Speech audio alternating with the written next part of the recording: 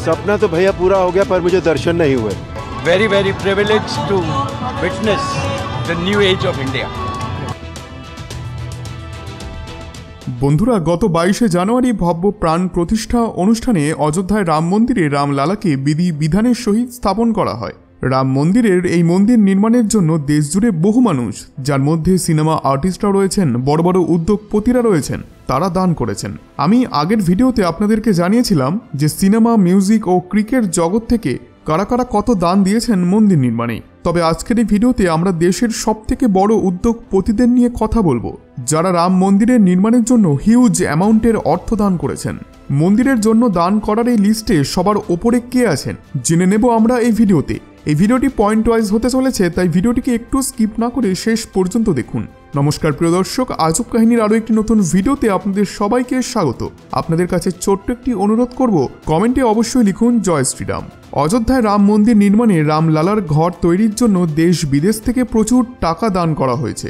EIBFSAI এর report অনুযায়ী রাম মন্দির নির্মাণ কার্যে প্রায় 1800 কোটি টাকা খরচ হয়েছে, যেটি বিগত কয়েক বছরে মোস্ট এক্সপেন্সিভ প্রজেক্ট বলে মনে করা হচ্ছে। এই মন্দির নির্মাণ কার্যে গরিব থেকে মধ্যবিত্ত, মধ্যবিত্ত থেকে ধনী সকলেই তাদের সামর্থ্য অনুযায়ী দান করেছেন, আর এই মূল্য 3200 কোটি টাকারও বেশি। এখন আপনি যদি মনে করেন যে রাম মন্দিরের জন্য আদানি, আম্বানি ও টাটা সংস্থার বড় বড় উদ্যোগপতিরা সব থেকে বেশি দান করেছেন, তাহলে আপনি কিন্তু ভুল ভাবছেন। এই জিনিসটি শুনতেও বেশ অবাক লাগছে, তাই না?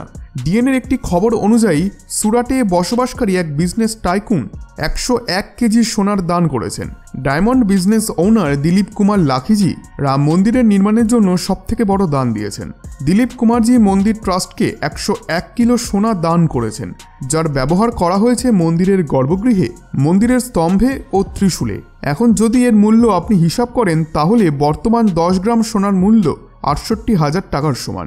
এমন অবস্থায় দিলীপজি প্রায় 68 কোটি টাকার দান দিয়েছেন। রাম মন্দিরে দ্বিতীয় সবথেকে বড় দান দিলেন কথাবাচক ও আধ্যাত্মিক গুরু মোরারি বাপুজি। কথাবাচক ও আধ্যাত্মিক গুরু মোরারি বাপু মন্দির নির্মাণের জন্য শ্রীরাম জন্মভূমি মন্দির ট্রাস্টকে 18.6 কোটি টাকা দান করেছেন। ট্রাস্টের কথায়, গুজরাটের আধ্যাত্মিক গুরু ও রাম কথাবাচক মুরারি বাপু রাম মন্দিরের জন্য সবার প্রথমে এত পরিমাণ অর্থ মন্দির ট্রাস্টকে দিয়েছিলেন। রামায়ণ কথা ও তার ভক্তি কথা প্রচার প্রসার করা মুরারি বাপু এই অর্থ মানুষদের যোগদানের থেকে একত্রিত করেছেন, যার মধ্যে ভারত থেকে তিনি 11.30 কোটি টাকা, ইউকে এবং ইউরোপ থেকে 3.21 কোটি টাকা এবং আমেরিকা ও কানাডা থেকে 4.10 কোটি টাকা একত্রিত করেছেন। এছাড়াও তিনি মানুষদের উৎসাহিত করেন রাম মন্দিরের জন্য চাঁদা দেওয়ার। এবং এই লিস্টে রয়েছেন আরও কিছু উদ্যোগপতি, যারা রাম মন্দিরের নির্মাণের জন্য অবাধ অর্থ দান করেছেন। ডাবর ইন্ডিয়া রাম মন্দিরের প্রাণ প্রতিষ্ঠা অনুষ্ঠানের সময় ঘোষণা করে যে 17 জানুয়ারি থেকে 31 জানুয়ারি পর্যন্ত তাদের যে কটি প্রোডাক্ট রয়েছে তা বিক্রি করে যত লাভ হবে তার থেকে কিছু অংশ ডাবর কোম্পানি রাম মন্দিরে দান করবে। ITCও রাম মন্দিরের অনুষ্ঠান পর্বে সামিল হয় এবং রাম জন্মভূমি তীর্থক্ষেত্র ট্রাস্টকে মন্দির উদ্বোধনের 6 মাস পর্যন্ত ধূপ দান দেওয়ার কথা বলেছে। হাভেলস কোম্পানি, যে কোম্পানি বাড়ির লাইটস ও ফ্যান ও ইলেকট্রিক তারের জন্য বিখ্যাত, সেই কোম্পানিও রাম মন্দিরকে আলোকিত করার দায়িত্ব নিয়েছে। দেশ জুড়ে কোটি কোটি মানুষ, সেলেব, বিজনেসম্যান ও সাধু সন্ত প্রত্যেকেই রাম মন্দির নির্মাণের জন্য দান করেছেন। এই পর্বে দেশের বড় বড় ইন্ডাস্ট্রিয়ালিস্টও সামিল রয়েছেন। ফোর্বসের একটি অফিসিয়াল আর্টিকেলে ওয়ার্ল্ডস মোস্ট রিচেস্ট পার্সনদের লিস্টে 16 নম্বরে থাকা গৌতম আদানিও পিছিয়ে নেই। আপনাদেরকে জানিয়ে রাখি, গৌতম আদানি এন্টারপ্রাইজের মালিক এবং তার একদিনের ইনকাম 100 কোটি মনে করা হয়। গৌতম আদানি রাম মন্দিরের জন্য ঠিক কত টাকা দান করেছেন তা স্পষ্ট রূপে প্রকাশ্যে আসেনি। রতন টাটা, বন্ধুরা, রতন টাটা সন্সের ফরমার চেয়ারম্যান। 3 দশকেরও বেশি সময় ধরে টাটার প্রাণ পুরুষ তিনি। দেশ বিদেশের অজস্র শিল্পপতির তথা উঠতি তরুণদের কাছেও তিনি এক আদর্শের জায়গা করে নিয়েছেন। 2021 সালের একটি সমীক্ষা অনুযায়ী টাটা দেশের ধনীতমদের মধ্যে 433 নম্বরে রয়েছেন। তার আগে আরও 432 জন।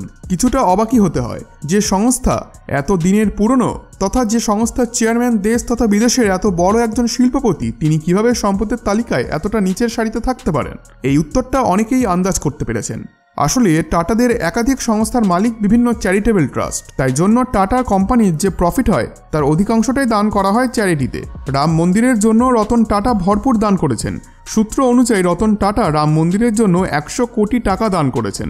আর টাটারই আইটি কোম্পানি টিসিএস রাম মন্দিরের খাতাকেও সামলাচ্ছে, যার মধ্যে 3000 কোটি টাকা জমা হয়ে গেছে ইতিমধ্যেই। মুকেশ আম্বানি গোটা বিশ্বে 11 নম্বর স্থানে রয়েছেন রিচেস্ট বিজনেসম্যান হিসেবে। আপনি হয়তো এটি জানতেন না যে মুকেশ আম্বানি এত পরিমাণ অর্থ আয় করেন যে মুকেশ আম্বানি তার আয় থেকে প্রতিদিন একটি রাম মন্দির দেশে নির্মাণ করতে পারেন। সূত্র অনুযায়ী মুকেশ আম্বানি নিজের তরফ থেকে রাম মন্দিরের জন্য সোনার মুকুট তৈরি করার জন্য 33 কিলো সোনা দান করেছেন এবং আম্বানি পরিবার রাম মন্দির ট্রাস্টকে দান করেছেন 2.51 কোটি টাকা। বন্ধুরা, আজকের মতো এই লিস্টটি শেষ হলো, তবে আমরা আবার নিয়ে আসবো এই ভিডিওর পার্ট 3। তাই অবশ্যই চ্যানেলটিকে সাবস্ক্রাইব করার পাশাপাশি পাশের বেল আইকনটিও প্রেস করে রাখুন, যাতে আমি নতুন ভিডিও দিলেই আপনারা সেটি বুঝতে পারেন। বন্ধুরা, আজকের এই ভিডিওটি ভালো লাগলে ভিডিওটিতে অবশ্যই একটি লাইক এবং চ্যানেলটিকে সাবস্ক্রাইব করতে ভুলবেন না।